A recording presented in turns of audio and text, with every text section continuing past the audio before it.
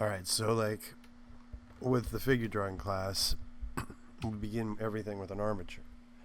Same thing happens here. We start with an armature. I'm going to begin with a fairly crude line. I'm going to also begin with the pillow shape to understand the direction that the body is active. Which direction is the body active in? And that really helps sum things up. And then once the summarization has been expressed in the design, that way I understand its animation potential. And that's why we summarize. We're looking for the simplest but the most dynamic possible functions that the body can make. Here the arms are kind of dipped down into the lap, over here and over here. And then we also need the center line down the middle, and we need to find the legs on both sides. The knee, and then link the tops and the bottoms together. Draw this back, look for the foot, and then the elliptical forms are there for me to understand which direction the body is bent, turned, tilted, leaned, etc. Remembering that the lines are turning or bending in 3D space with flexion. Remember that word from figure construction, we have flexion. We have the wedge of the foot, we have the wedge of the foot over here. These again are all constructs of figure construction. Once we know that the construction of the figure is somewhat where we want it to be, designed somewhere in the neighborhood of what it is that we're looking for it to represent, then we go back through and we add the musculature where it's necessary. So in this case, the back of this arm is necessary, and so are the trapezius muscles. This guy's pretty big. He's like a linebacker. Definitely has some girth to him, so we want to definitely express that in the understructure. That way we don't end up losing part of the caricature of this guy.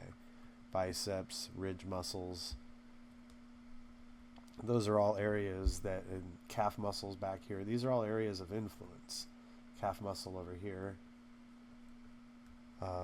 The muscles draped are influencing the pants right along through here, and the patella, the kneecap, and its direction that it's facing, just like in here, this patella, and its forward-facing qualities. Those are all areas of influence. So now that we understand the areas of influence, we begin mapping and tracking the clothing cylinders over the top of these.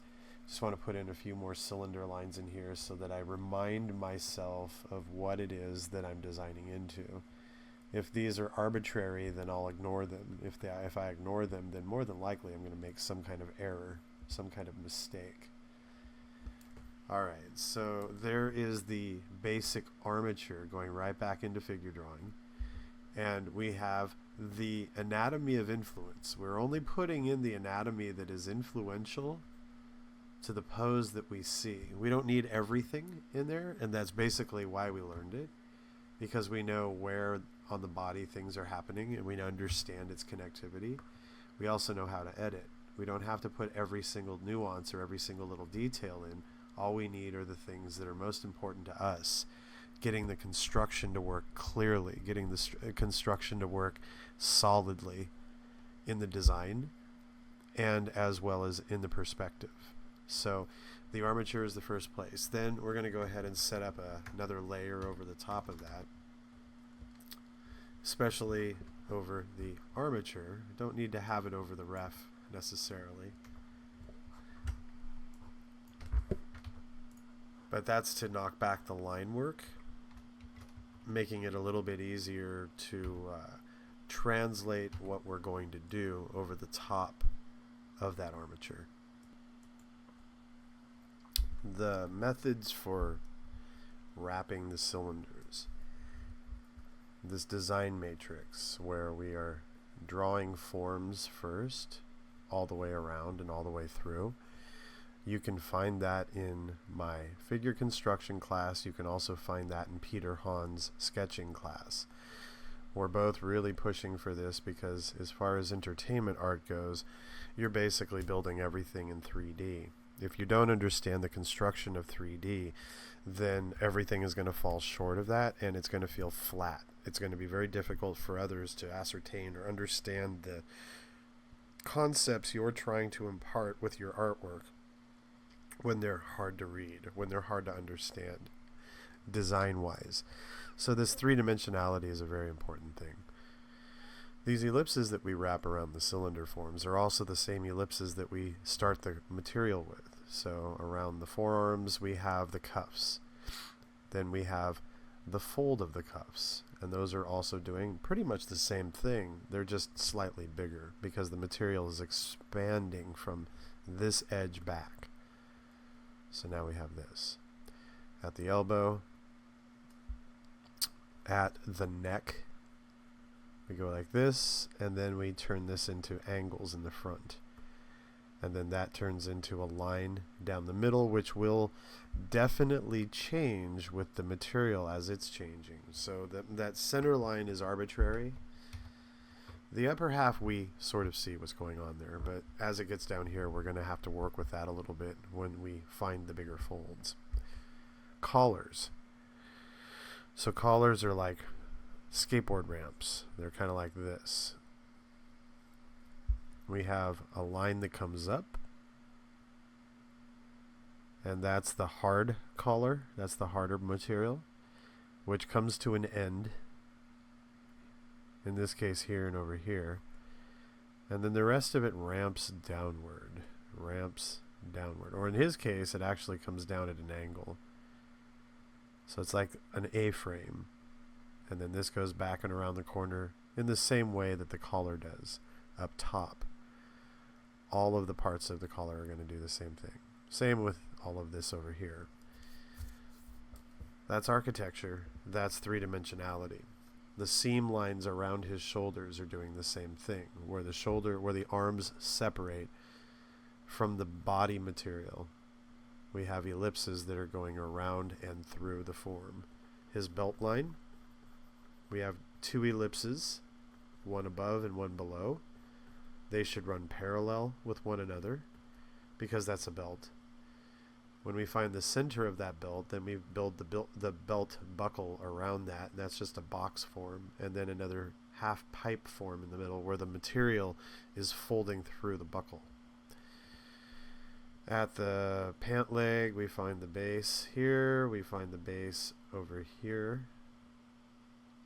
Again, this is bigger than the leg is going to be.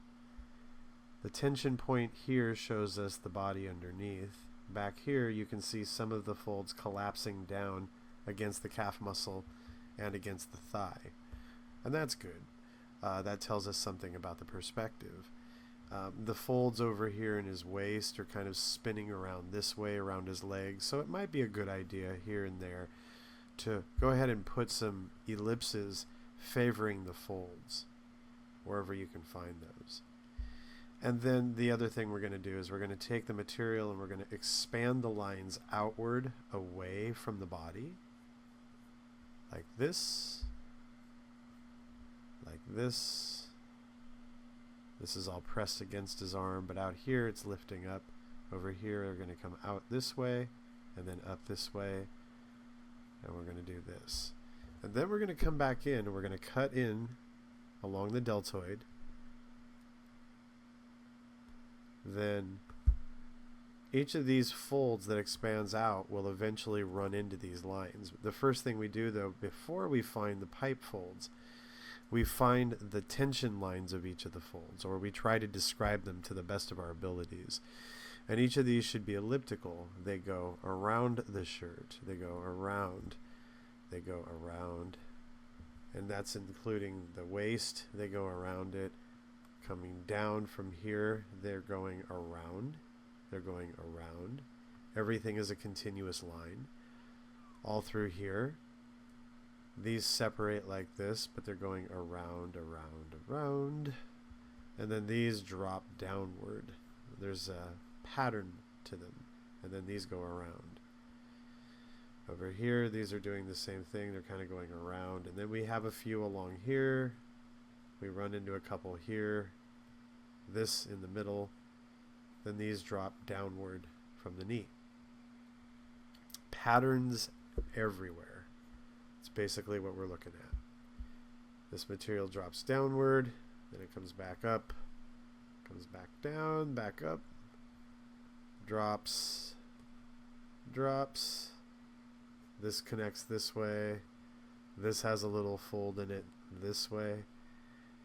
But these folds, if we don't read them properly, notice how this is an edge here and this is an edge going this way. It's two different pipe rings. So we don't want to do all of this stuff first. We want to be really simple about it. There's something going around this way. There's something going around this way. This terminates somewhere along here, and it's the shape of the leg that we rested up against. So for the most part, we have all of the design in 2 dimensions, right? Because these are all curves, they're arcs, but are they really dimensional? Well, they become dimensional once we apply other attributes to them to really make them fleshed out and feel that way. All right, then we zoom in. We want to see what we're working with here. Let me zoom out 1. All right, so over here we have pipe folds. And that means that each of these lines now, think of each of these lines as the very center of a pipe, right? This is the very center axis of each of these pipes. And what we're looking for is the center. And then we're going to draw around the center both sides and complete the pipe form. So now we have this all the way through. And that's basically what we're looking for with all of these lines. We're looking for now the ring, right? And that turns with perspective, so it changes its ellipses as it goes around and under. This is an architecture like this, down the body and so forth. This goes up and over like this along here, and it will start to change its ellipse as it turns around the body. But that's now solving the hard architecture. So here's this line right here. Here is the ellipses over here. Here are the ellipses. Over here, here are the ellipses, and so forth. We're basically turning each one of these into the pipe that will then build all the rest of the architecture off of. Over here, they're very faint, but we'll still design them out anyway and make note of where they are, because that's going to change the value of our rendering when we go to finish the picture. And we just really want to know what all the surface changes are before we go into that rendering mode. Rendering takes a lot of work. Rendering is a very difficult task. And the more we have solved underneath the surface before we start rendering, the easier the render becomes. Because then we're just basically tracing over those rendering shapes, those rendered shapes. And you can see now that we're starting to get a wire mesh. We have turn of the surface, we have turn of the surface. All of these things have an architecture to them, and we can start shading along those edges where they turn. That's what we're looking for. That's the design of it.